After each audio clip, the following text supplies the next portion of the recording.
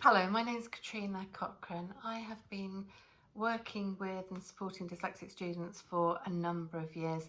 I started off as a secondary English teacher, just came across so many children with dyslexia that I didn't have the tools on my postgraduate training course to be a teacher to be able to support those children, let alone identify them.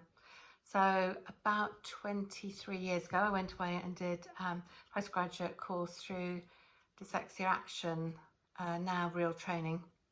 And it was a really good course, and it trained me to identify and support children and adults with dyslexia.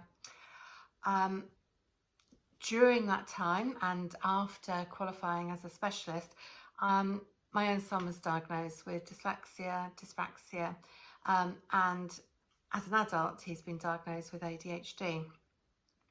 So I have been very involved with working and supporting dyslexic students for a long time. I worked for Dyslexia Action for 14 years, and I then went to the British Dyslexia Association as head of education and more lastly as director of education for them. And I'm passionate about dyslexia. I've recently become trustee of the Adult Dyslexia Centre as well. I still do a lot of assessments for children and adults, and I'm very keen to find out as much about their difficulties as possible in order to be able to give them really good recommendations, really strong recommendations to support them. Obviously, in terms of my assessments, I understand what dyslexia is and how individual it is. I must have assessed hundreds of children and adults over the years, and each one of them has been completely different in their profile. There is no one size fits all for dyslexia. Some students that I assess have got very good reading skills. They just can't read volumes of text. Other children have really suffered from COVID and have not been given the right support and are really struggling with their literacy skills. I would say that, generally speaking, in my opinion, most of the children and adults that I come across have got difficulties with processing and with memory skills. Although they might have quite good visual memory skills, for example, that are supporting the weaker skills. There are lots of strengths to dyslexia. It's amazing the strengths that I do see. It could be strengths in spatial awareness, for example, those visual strengths, those problem-solving strengths. It could be around the fact that they're very articulate. They've got extremely good vocabulary skills. They could be very creative.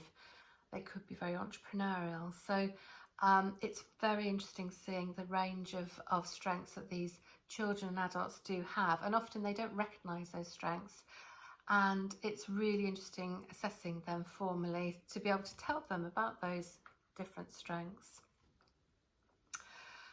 I haven't taught dyslexic students for a long time. I've concentrated on the assessment side, but in the past I've spent a long time teaching people to read, working with dyslexic students of all ages, and there are some really good resources out there that will support them.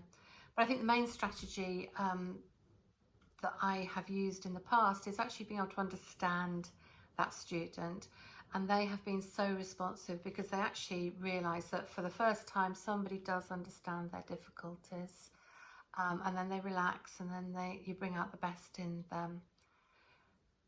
There's no quick fix, and if you are working with dyslexic students, it can take years even to give them the support that they really need.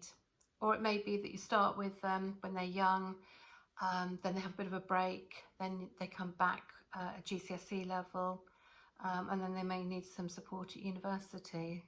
So it's again, it's a very individual approach.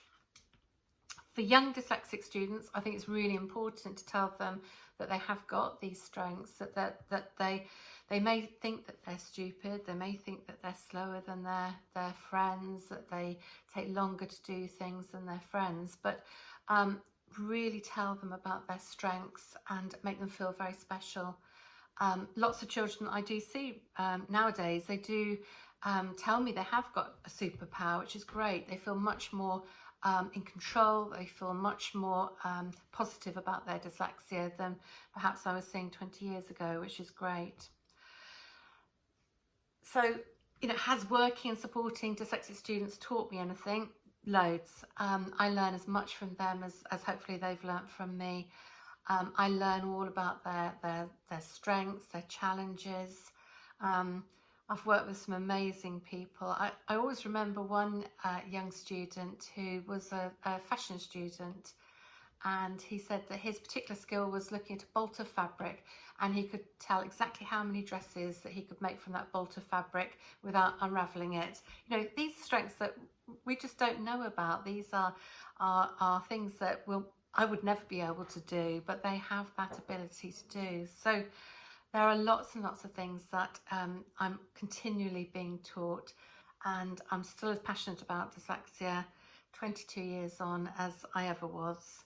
So thank you very much for listening, and if you want to know anything more about the work that I do, my website is www.positivedyslexia.co.uk.